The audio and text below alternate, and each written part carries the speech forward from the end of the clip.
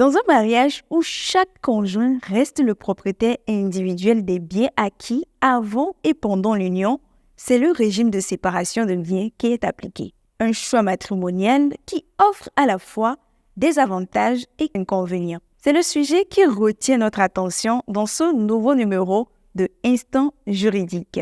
Bienvenue à toutes et à tous.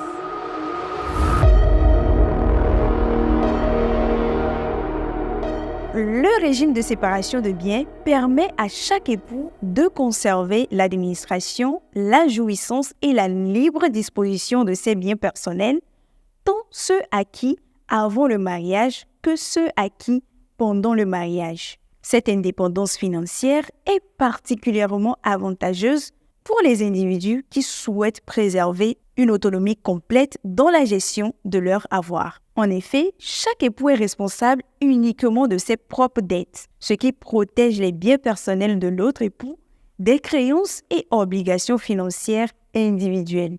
De plus, la propriété des biens est clairement définie et peut être prouvée par tout moyen, ce qui simplifie la gestion et la preuve de la propriété des biens en cas de litige. En cas de dissolution du mariage, les biens seront partagés entre les époux ou leurs ayants selon les dispositions prévues, ce qui permet de garantir une répartition équitable des biens acquis durant le mariage. Cette clarté est renforcée par la possibilité pour un époux de confier l'administration de ses biens à l'autre tout en définissant précisément les responsabilités du mandataire, ce qui peut faciliter la gestion des biens communs tout en respectant l'autonomie de chacun. Cependant, ce régime présente également certains inconvénients.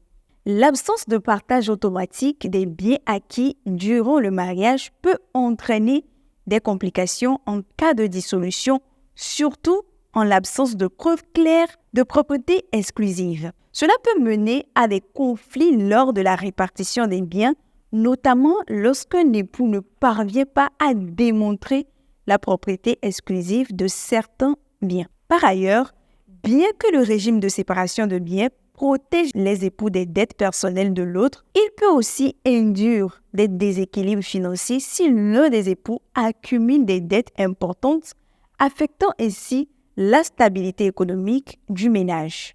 En cas d'immixtion non autorisée dans la gestion des biens de l'autre époux, des litiges peuvent survenir avec des implications potentielles sur la responsabilité et la comptabilité des fruits de cette gestion. C'est tout pour aujourd'hui. Merci à vous de nous avoir suivis. À très bientôt pour un nouvel épisode de Instant Juridique.